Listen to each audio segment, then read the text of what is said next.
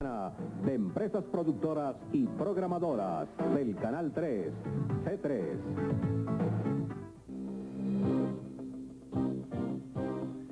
Siguen los deslizamientos de tierra en Filipinas. 28 muertos y centenares de damnificados. Estados Unidos condena a terroristas integristas. En vísperas de las deliberaciones del jurado, caso Simpson agita la marea. La Fórmula 1 maneja propuesta de bicampeón. Y además, todas las noticias de hoy. Mundo 3, las noticias internacionales en profundidad.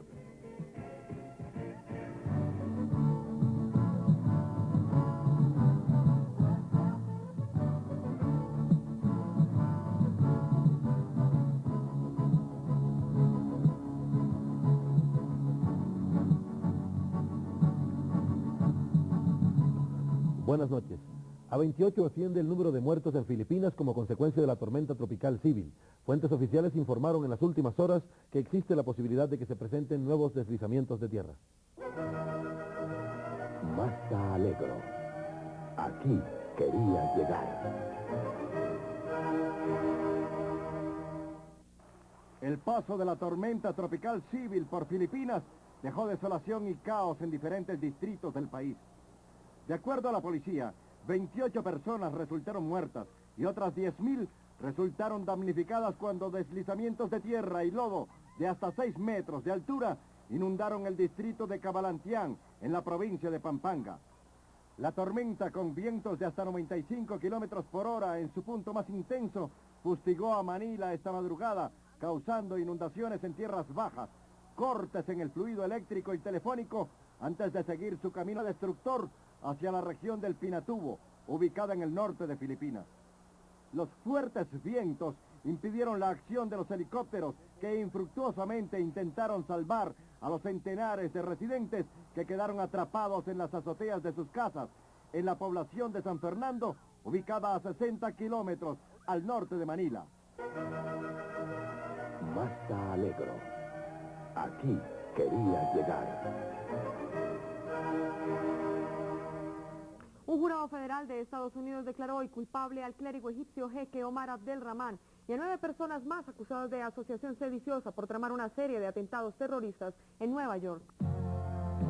Noticia del día, con el patrocinio de Avianca, la aerolínea de los colombianos. Después de 1 año y medio de investigaciones y recolección de pruebas, un jurado federal de los Estados Unidos declaró hoy culpable al clérigo egipcio jeque Omar Abdel-Rahman de ser el responsable de los atentados terroristas en Nueva York en 1993. Asimismo, otras 9 personas fueron acusadas con Abdel-Rahman de asociación sediciosa para tramar atentados terroristas. Abdel-Rahman y sus cómplices pretendieron ejecutar una serie de atentados explosivos en 1993 contra la sede de las Naciones Unidas y varios túneles de Manhattan, así como el intento de asesinato del presidente egipcio Hosni Mubarak en una visita que realizó a Nueva York.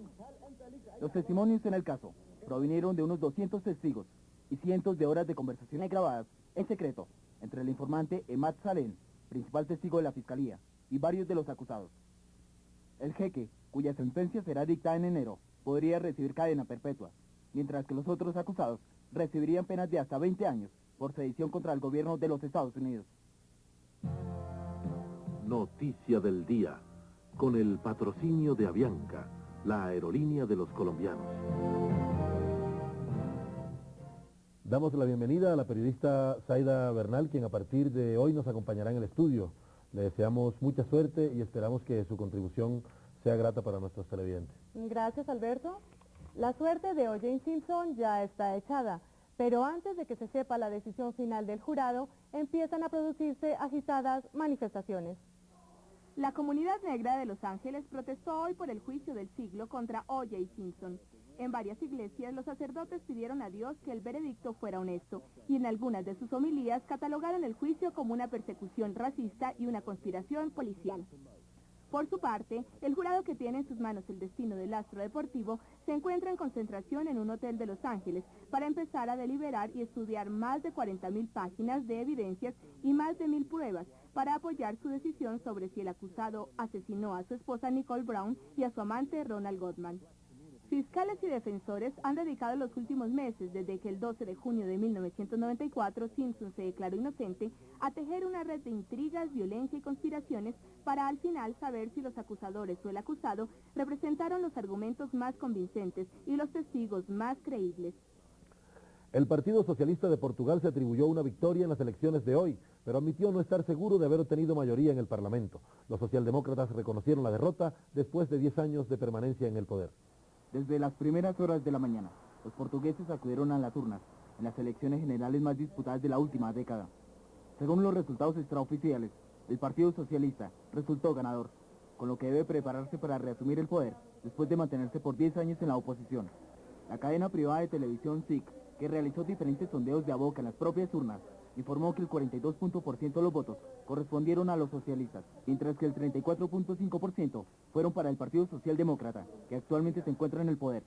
El triunfo quedó en manos del enérgico socialista Antonio Guterres, un ingeniero de 46 años que ha luchado por modernizar la imagen de su partido, desplazando al líder del Partido Socialdemócrata, Fernando Nogueira, una figura entregada a la política, pero poco carismática.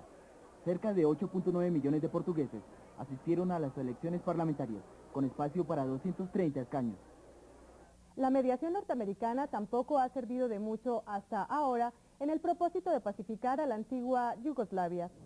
El idealismo con el que Richard Holbrooke se refirió ayer a las conversaciones de paz en la ex Yugoslavia se transformó hoy en realismo. Ambas partes quieren un cese al fuego, pero tienen ideas diferentes sobre lo que significa, dijo Holbrooke, quien agregó: yo advertiría a la gente que no debe esperar un anuncio directo sobre una tregua en un futuro cercano.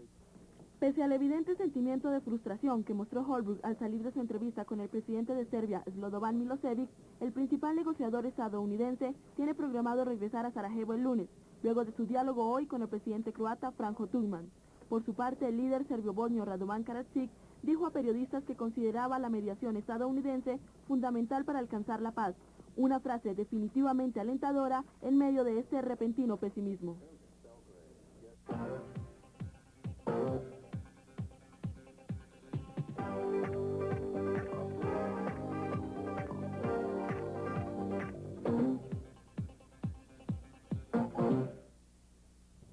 Bienvenidos a la información deportiva en Mundo 3. Todo indica que este año el Campeonato Mundial de Fórmula 1 también hablará en alemán. Michael Schumacher brindó hoy una brillante lección de audacia en el volante. El Gran Premio de Nürburgring se corrió a 75 kilómetros del patio de la casa familiar del piloto germano Michael Schumacher, ante 100.000 compatriotas frenéticos. Si a eso usted le suma que él es el líder de la Fórmula 1 y campeón del año pasado, entonces entenderá quién ganó hoy. Y que faltando solo 3 carreras en el año, la ventaja de 27 puntos sobre Damon Hill hablan desde ya del bicampeonato de Schumacher. La de hoy fue la victoria 17 en los 66 grandes premios que ha corrido en 7 temporadas. El francés Jean Alesi de Ferrari llegó segundo. Tercero David Coulthard y cuarto el brasilero Barrichello. En la general, Schumacher acumula 82 puntos ante 55 de Hill, que hoy se despistó. La prensa argentina se desbordó en elogios para Diego Maradona tras su regreso a las canchas después de la suspensión. ¿Cuánto demorará esta nueva luna de miel? Bien, pasemos ahora al derbi de Francia. El caballo Lantarra, estrella de las pistas europeas, ganó en los Campos Elíseos el premio Arco del Triunfo, cabalgado por Frankie Dettori, campeón británico de jockey. Lantarra es el único ejemplar que en los últimos 24 años ha conquistado el Epsom Derby, el Derby Rey Jorge VI, el Reina Elizabeth II y el Arco del Triunfo en la misma temporada. Llegar primero, luego de 2.400 metros, le representó a los propietarios de Lantarra $758.000 en esta carrera en la que partió favorito 2-1. El caballo Grito de Libertad arribó segundo. Otro que vuelve es Cantona. Estuvo suspendido por haberle lanzado una patada voladora a un aficionado. Puede ser que ahora no se dedique a dañar con la cabeza lo que hace con los pies. Ayer volvió a las canchas Maradona.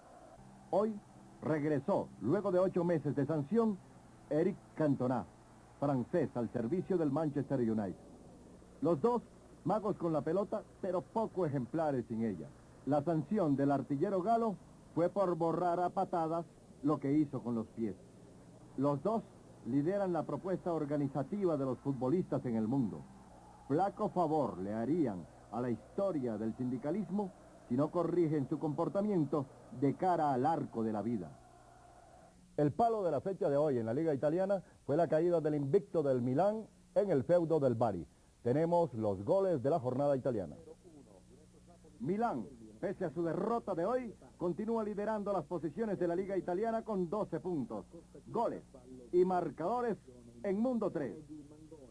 Padova perdió con Parma 3-1. Por Parma, Stoichkov anotó 2 veces, sola en una ocasión.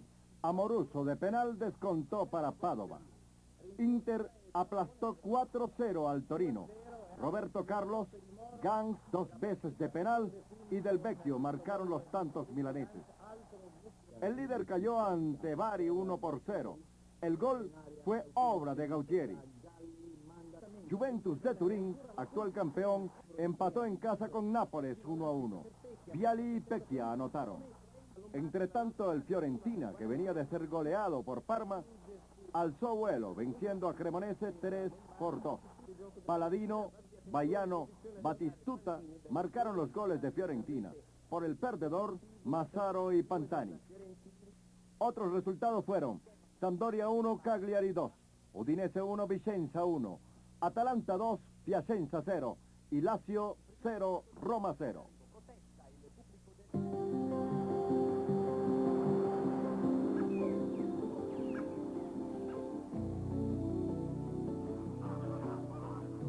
En Ecopetrol, la planeación ambiental es parte integral de nuestras operaciones petroleras.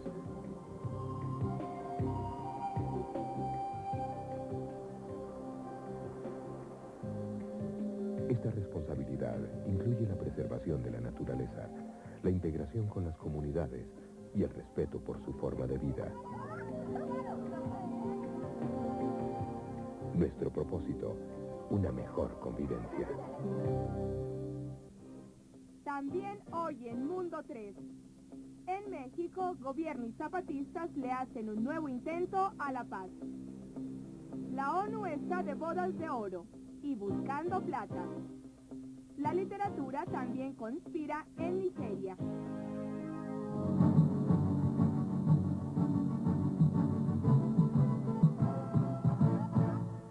En México, tras muchos intentos fallidos, gobierno y zapatistas regresan a una mesa de negociaciones. El lunes el gobierno mexicano y el ejército zapatista se sentarán de nuevo a la mesa para buscar una salida negociada al levantamiento de Chiapas. Declaraciones previas a los diálogos realizadas por el subcomandante Marcos ya empezaron a encender los ánimos, porque atacó con dureza a los representantes del gobierno de Ernesto Zedillo. Marcos calificó a los enviados del gobierno, encabezados por Marco Bernal, como hombres grises y mediocres, de esos burócratas de la muerte negociada, de esos renegados de la dignidad, cuya única diversión era humillar indígenas. Los representantes del Estado mexicano consideran la rebelión como un fenómeno absolutamente centrado en Chiapas, mientras que los negociadores zapatistas están buscando soluciones de fondo a nivel nacional. El Ejército Zapatista de Liberación Nacional considera que la democracia es básica para implantar de forma duradera justicia y libertad, por lo cual la única posibilidad para deponer las armas es llegar a un acuerdo sobre apertura política. En Guatemala, la lucha es contra un enemigo conocido, la impunidad. Miembros de la misión de las Naciones Unidas para Guatemala se reunieron con los jefes de la rama ejecutiva, legislativa y judicial en un esfuerzo por desarrollar nuevos métodos para eliminar la impunidad. Óscar Barrios Castillo, presidente de la Corte Suprema, propuso la necesidad de una mejor coordinación entre el Estado, el Departamento de Policía, el Ministerio Público y la rama judicial, si se quiere acabar con la práctica desenfrenada de la impunidad en el país. Hasta ahora solamente las Cortes asumían la responsabilidad de manejar tales casos y contar con la participación de todas las ramas del gobierno produciría mejores resultados en cuanto a la eficiencia y la responsabilidad. Cable fechado en Nueva York. El fundador del Microsoft Corp, Bill Gates, el inversionista Warren Buffett y el fundador de Metromedia, John Kluge, son los hombres más ricos de Estados Unidos según la lista Forbes revelada hoy. Solamente la fortuna de Bill Gates está estimada en unos 15.000 millones de dólares. A continuación, la última parte de la entrevista con el vicepresidente cubano Carlos Lage, quien desvirtúa que la ley de inversiones extranjeras represente un giro del régimen castrista hacia el capitalismo tan criticado en el pasado. Que ha explicado el sentido y los objetivos de la inversión extranjera y la necesidad que tiene el país de acudir a ella. Tiene que ver también con el hecho de que las inversiones que se han producido han tenido un comportamiento y un desenvolvimiento favorable y se han desarrollado sin conflicto, sin problemas de ningún tipo con los trabajadores, ni ninguna contradicción con la sociedad.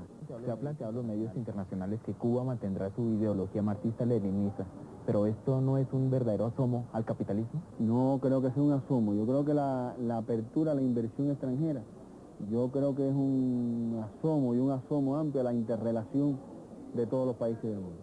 Y creo que un sistema socialista no puede vivir aislado, tiene que vivir en interrelación con el mundo. Y creo que la inversión extranjera es una forma de interrelacionar las economías en el mundo y nuestra economía socialista tiene que ser capaz de interrelacionarse con ese mundo. Yo diría que es una condición para que el socialismo se fortalezca y se desarrolle. Nosotros estamos concibiendo que en nuestro sistema socialista haya una participación de inversión y de capital extranjero. Señor vicepresidente, esta ha sido una gran oportunidad para que los colombianos conozcan más sobre Cuba y pues su futuro inmediato con la presentación de esta ley de inversión extranjera. Pero finalmente, y agradeciéndole la atención con nuestro noticiero, ¿usted considera que Cuba realmente sigue manteniendo ese modelo económico y social a pesar de las dificultades que ha tenido que atravesar durante más de 30 años? Nosotros presentamos a Cuba como el modelo que nosotros queremos para los cubanos y como el modelo que nos parece apropiado a nuestras condiciones, a nuestro desarrollo, a nuestra historia. Y creemos que es un modelo donde hay muchas cosas positivas y muchos valores importantes que pueden apreciarse. Yo creo que las dificultades tan extraordinarias que hemos recibido, que hemos vivido, reflejan precisamente la fortaleza del sistema. Porque no puede imaginarse fácilmente que un país que disminuya en más de un 70%, prácticamente 75% sus importaciones, pueda mantenerse organizado, pueda mantenerse unido y puede incluso en un breve periodo de tiempo comenzar a desarrollarse. Yo creo que las dificultades que hemos tenido en estos últimos años, enfrentados al bloqueo de Estados Unidos, demuestran precisamente la fuerza que se tiene ese modelo.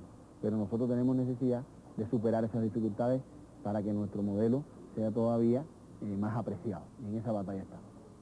Los países latinoamericanos reunidos en Venezuela disertaron en torno del petróleo. Algunas conclusiones de este evento fueron las siguientes. Delegados de los países latinoamericanos que participaron en la cuarta Conferencia Mundial de Energía y Petróleo pronosticaron un aumento en la demanda de energía en el continente durante los próximos años, pero tenían discrepancias sobre la manera de satisfacer esta demanda. Marcos Pontal, ministro de Petróleos de Cuba, dijo que su país estaba explorando la posibilidad de aumentar el uso de productos del desecho de la refinación de la caña de azúcar para generar electricidad. Pontal dijo que su país ya obtenía un 30% de su energía eléctrica por medio de este método. El ministro chileno de Petróleos, Alejandro Jadrecic, expresó su optimismo en la realización del proyecto conjunto en un gasoducto, en el que su país está trabajando con Argentina, conducirá a un aumento en el uso de gas natural para generar electricidad. Bolivia también participará en el proyecto del gasoducto.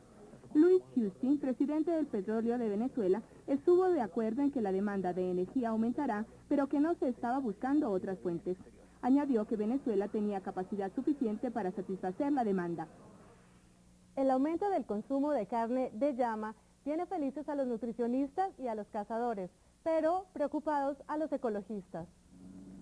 La llama suramericana siempre ha sido parte importante de la vida de los Andes bolivianos. Desde antes de la conquista española, estos animales eran utilizados como bestias de carga y sus pieles eran curtidas y utilizadas para hacer artículos de cuero. Se utilizaba su lana y además eran sacrificadas para consumo humano. Al igual que muchas costumbres indígenas, el comer carne de llama se considera propio de los pobres, de aquellos que no podían pagar otro tipo de carne, de res, cordero, pollo o cerdo. Pero ahora se ha descubierto que la carne de llama es mucho más saludable que las carnes consideradas como mejores. La carne de llama tiene menos grasa y más proteínas que las cantidades equivalentes de carne de res, pollo, cerdo o cordero. Como resultado, los bolivianos ahora están pregonando las virtudes de la carne de llama en el exterior, y algunos criadores estadounidenses han tomado medidas para crear rebaños que eventualmente serán utilizadas para carne. La ONU se presta a conmemorar pomposamente sus 50 años. En las bodas de oro no todo ha sido dado para este controvertido organismo. Y mientras en la Asamblea General de la ONU, conmemorativa por sus 50 años, cancilleres y delegaciones hablan de la función de la ONU, protestan por las pruebas nucleares y realizan sus aportes, en todos los países que conforman este organismo se realizan los preparativos para celebrar a lo grande el próximo 25 de octubre las bodas de oro de esta institución, aunque este no sea el mejor momento por el que atraviesa. Internamente tiene problemas económicos. Yo creo que es una de las cuestiones que tiene que revisar Naciones Unidas, revisar el presupuesto, revisar sus gastos operativos, porque se dejan de hacer muchas acciones por problemas económicos. Algunos países no pagan sus cuotas, quizás se ha ampliado un poco el personal y también llega pues convencidos de que hay que reformar muchas cosas, porque al fin y al cabo la Carta de San Francisco tiene 50 años, el mundo ha cambiado mucho en estos 50 años. Hoy se le critica a las Naciones Unidas su incapacidad para librar guerras, como en los conflictos de Bosnia y Somalia. Sin embargo, la ayuda que ha prestado durante 50 años no es poca, especialmente en América Latina. Y actualmente yo creo que la UNESCO, concretamente en Colombia y en América Latina, quiere emprender una labor que en el caso de Colombia sobre todo es importantísima, que es la educación para la paz. La UNESCO está convencida de que si a los pueblos no se les educa para la paz, no se logrará la paz. Y en El Salvador, pues, se hizo un primer experimento en eso, digamos, y se vio como con la voluntad de los salvadoreños es que se ha logrado la paz. Aunque muchos hoy desvirtúan la función de Naciones Unidas en el mundo, cabe pensar entonces, ¿qué sería de nuestro planeta sin este inmenso foro de conciliación? El presidente argentino Carlos Menem dijo que Estados Unidos no debe entrometerse en la investigación interna que adelanta su gobierno sobre el atentado explosivo contra un centro judío. Voy a protestar formal y enérgicamente, anunció Menem. Enseguida los dejamos con el resumen de la semana que hoy concluye. Grandes cantidades de peces muertos fueron arrastrados hasta la playa de la costa norte de Argentina como resultado de un posible derrame de petróleo, dijo la Guardia Costera. Gran Bretaña y Argentina firmaron un acuerdo para alentar la exploración y explotación de depósitos de gas y petróleo en el área de las Islas Malvinas, 13 años después de librar una guerra por la posesión del archipiélago. Un grupo de 177 palestinos deportados por Libia en protesta contra el acuerdo de paz entre Israel y la OLP cruzaron por el territorio ocupado por Israel en Cisjordania rumbo a la Franja de Gaza. Beluga, el avión de carga más grande del mundo, aterrizó en el aeropuerto de Frankfurt, capital financiera de Alemania, con una carga de 2 helicópteros que regresaban de una misión de las Naciones Unidas en Irak. Estallaron choques violentos en la ciudad de Hebrón, en Cisjordania, pocas horas antes de la firma del acuerdo entre Israel y la Organización para la Liberación de Palestina en Washington. La aceptación que ha tenido la opción presidencial de Colin Powell en Estados Unidos ha sorprendido a propios y extraños. Se acercan las elecciones presidenciales en Estados Unidos y con ellas se empiezan a barajar los nombres de los principales aspirantes a ocupar la Casa Blanca. Aparte de Bill Clinton, quien se lanzaría para una reelección, y Robert Dole, el influyente representante del Partido Republicano y además líder del Senado, se podría presentar en la contienda Colin Powell, general retirado y ex jefe del Estado Mayor Conjunto de Estados Unidos. Para muchos, nada tiene de particular un nombre más en la lista de precandidatos a la presidencia norteamericana. Sin embargo, el color de su piel está sacudiendo la vida política de este país. Colin Powell sería el primer hombre de raza negra en la historia estadounidense en lanzarse a la presidencia con grandes posibilidades para llegar a ella. Aunque Powell ni siquiera ha aceptado ser precandidato, las últimas encuestas realizadas por la CNN revelan que este podría ser el próximo mandatario de los Estados Unidos si se lanza como candidato republicano. Su lanzamiento dependería del resultado que obtenga en la gira que ya inició por 26 ciudades para lanzar su libro Mi Travesía por América, gira que según la opinión de los expertos es prácticamente el comienzo de su campaña presidencial. Para los norteamericanos, el gran éxito de Powell radica en que es un ejemplo de honestidad e integridad y sobre todo en que es una alternativa real. En un comienzo, Colin Powell habló de crear un tercer partido político, pero en los últimos días ha declarado que se lanzaría como candidato republicano, situación que lo obligaría a desbaratar la candidatura de Robert Dole, un reto que asumiría sin ningún temor, porque según sus propias palabras, él conoce el campo de batalla y sabe lo que hace falta para ganar. El escritor exiliado Wole Soyinka anunció hoy la creación de un movimiento clandestino dentro de Nigeria para derrocar el régimen del general Sani Abacha. El dirigente militar de Nigeria, Sani Abacha, dijo hoy que su gobierno redujo las sentencias de los 40 presuntos golpistas que fueron condenados este año en juicios secretos, hecho rechazado por la comunidad internacional.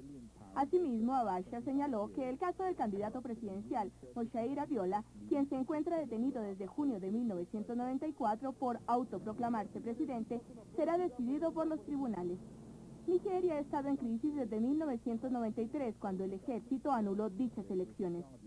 Por otra parte, el escritor exiliado Wole Soyinka anunció hoy la creación de un movimiento clandestino dentro de Nigeria para derrocar al régimen del general Abacha.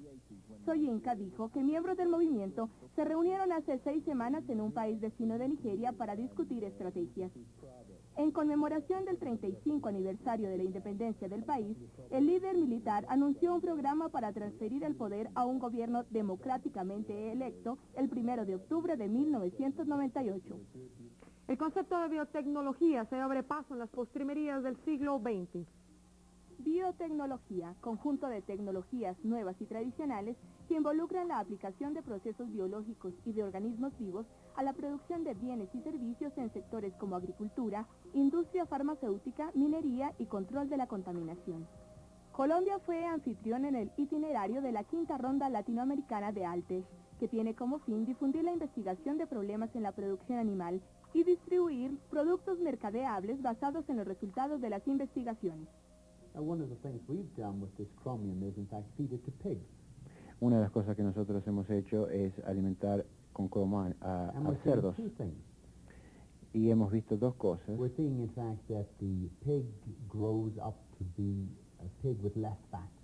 Hemos visto que los cerdos crecen con menos contenido graso.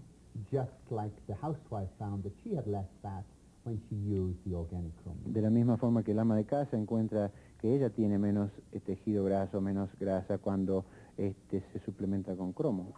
La esencia de la compañía Altech es el trabajo en sus centros de investigación y sus proyectos actuales enfocan problemas ambientales, de salud y comportamiento animal. Colombia es un punto importante en el desarrollo de estas investigaciones. Colombia no es una excepción, es un importante mercado en el contexto latinoamericano y de hecho es una posibilidad increíble que se brinda todos los años a nuestra gente para que conozca un poco más lo que la biotecnología puede hacer para nuestros pueblos. Existe una sensibilidad creciente en la búsqueda de la calidad de vida y del cuidado del planeta. Por eso la biotecnología en la industria está al servicio del progreso de las naciones. En Londres estuvo una pareja, pero no promoviendo un divorcio, sino promocionando la película Asesinos. Se trata de Stallone y Madonna. Cientos de personas se reunieron en el Leicester Square de Londres para observar la premier mundial de la película El Asesino, de Sylvester Stallone y Antonio Banderas. El público pudo apreciar el desfile de estrellas, donde obviamente se destacó la insuperable Madonna, quien próximamente compartirá honores con Antonio Banderas en la película Evita. Por su parte, Banderas llegó con su novia Melanie Griffin, quien afirmó que su relación con Banderas es feliz y estable, y que su divorcio con Don Johnson va adelantado. Asesinos se empezará a mostrar a partir del 6 de octubre en todo el Reino Unido, y desde ya se espera que logre batir récord de taquilla. En la segunda parte de su crónica sobre los 100 años de la radio, nuestro compañero Miguel Chavarro reseña de manera coloquial aquellos tiempos de los insólitos mensajes sociales, cuando la radio era sin duda menos eficaz desde el punto de vista técnico, pero más humana, corronchamente humana quizás. Muchos cambios ha habido en el campo tecnológico desde los inicios de la radiodifusión colombiana, que ocurrió en Barranquilla por allá, en 1929. Muchos usos, creencias, comportamientos han ido cambiando con tales procesos en la radio. Y claro, ya no escuchamos al folclórico locutor que orientaba a sus oyentes diciendo: Radio Solgar les abolea la hora, van a ser la 1 en punto. O el ingenuo poblador de los amaneceres habaneros que con equipos de muy escasa potencia saludaba: Colombia y América, buenos días. Lejos están los tiempos de los mensajes comerciales que vendían tornillos en tamaños desde así hasta así. Los lenguajes se han ido ajustando a las duras épocas. Ya no se le avisa a don Críspulo que su novillo preferido falleció. La radio informa por el contrario de homicidios, de narcotráfico, de corrupción.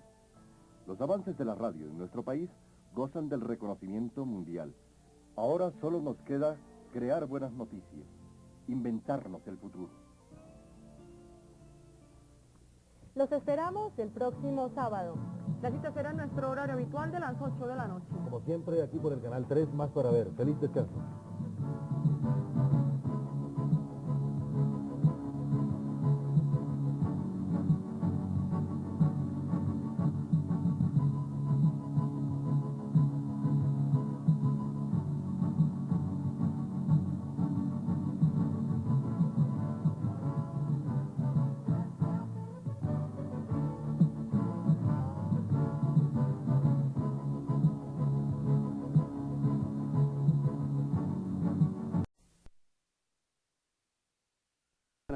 De empresas productoras y programadoras del Canal 3, C3.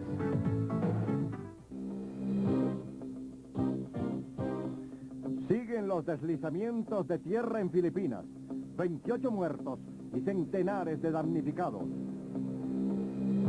Estados Unidos condena a terroristas integristas.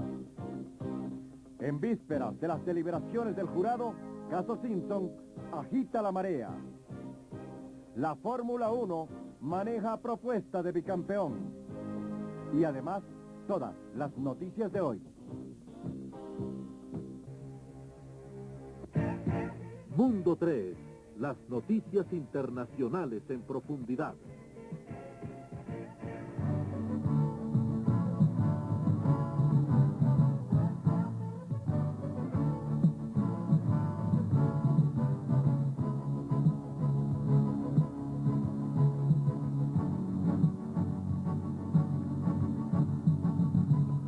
Buenas noches.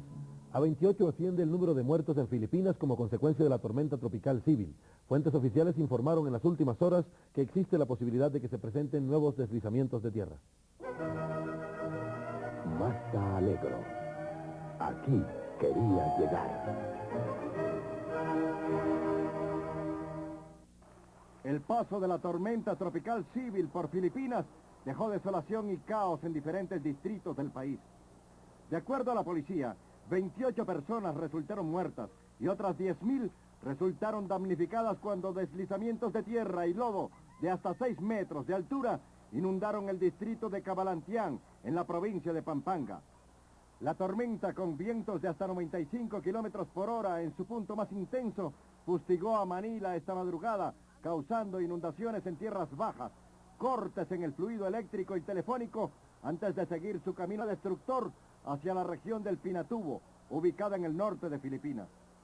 Los fuertes vientos impidieron la acción de los helicópteros que infructuosamente intentaron salvar a los centenares de residentes que quedaron atrapados en las azoteas de sus casas en la población de San Fernando. Vinieron de unos 200 testigos y cientos de horas de conversaciones grabadas en secreto entre el informante Emad Salem, principal testigo de la Fiscalía, y varios de los acusados. El jeque, cuya sentencia será dictada en enero, podría recibir cadena perpetua, mientras que los otros acusados recibirían penas de hasta 20 años por sedición contra el gobierno de los Estados Unidos. Noticia del día, con el patrocinio de Avianca, la aerolínea de los colombianos. Damos la bienvenida a la periodista Zaida Bernal, quien a partir de hoy nos acompañará en el estudio. Le deseamos mucha suerte y esperamos que su contribución sea grata para nuestros televidentes. Gracias, Alberto. La suerte de O.J. Simpson ya está echada, pero antes de que se sepa la decisión final del jurado, empiezan a producirse agitadas manifestaciones. La comunidad negra de Los Ángeles protestó hoy por el juicio del siglo contra O.J. Simpson. En varias iglesias, los sacerdotes pidieron a Dios que el veredicto fuera honesto, y en algunas de sus homilías catalogaron el juicio como una persecución racista y una conspiración policial. Por su parte, el jurado, que tiene en sus manos el destino del astro deportivo, se encuentra en concentración en un hotel de Los Ángeles para empezar a deliberar y estudiar más de 40.000 páginas de evidencias y más de 1.000 pruebas para apoyar su decisión sobre si el acusado asesinó a su esposa Nicole Brown y a su amante Ronald Goldman. Fiscales y defensores han dedicado los últimos meses, desde que el 12 de junio de 1994 Simpson se declaró inocente, a tejer una red de intrigas, violencia y conspiraciones para al final saber si los acusadores o el acusado representaron los argumentos más convincentes y los testigos más creíbles. El Partido Socialista de Portugal se atribuyó una victoria en las elecciones de hoy, pero admitió no estar seguro de haber obtenido mayoría en el Parlamento. Los socialdemócratas reconocieron la derrota después de 10 años de permanencia en el poder. Desde las primeras horas de la mañana, los portugueses acudieron a las urnas en las elecciones generales más disputadas de la última década. Según los resultados extraoficiales, el Partido Socialista resultó ganador, con lo que debe prepararse para reasumir el poder después de mantenerse por 10 años en la oposición. La cadena privada de televisión SIC, que realizó diferentes sondeos de a boca en las propias urnas, informó que el 42% de los votos correspondieron a los socialistas, mientras que el 34.5% fueron para el Partido Socialista. Ubicada a 60 kilómetros al norte de Manila. Mazda Allegro. Aquí querías llegar. Un jurado federal de Estados Unidos declaró hoy culpable al clérigo egipcio jeque Omar Abdel Rahman y a 9 personas más acusadas de asociación sediciosa por tramar una serie de atentados terroristas en Nueva York. Noticia del día, con el patrocinio de Avianca, la aerolínea de los colombianos. Después de un año y medio de investigaciones y recolección de pruebas, un jurado federal de los Estados Unidos declaró hoy culpable al clérigo egipcio jeque Omar Abdel Rahman de ser el responsable de los atentados terroristas en Nueva York en 1993. Asimismo, otras 9 personas fueron acusadas con Abdel Rahman de asociación sediciosa para tramar atentados terroristas. Abdel Rahman y sus cómplices pretendieron ejecutar una serie de atentados explosivos en 1993 contra la sede de las Naciones Unidas y varios túneles de Manhattan, así como el intento de asesinato del presidente egipcio Hosni Mubarak en una visita que realizó a Nueva York. Los testimonios en el caso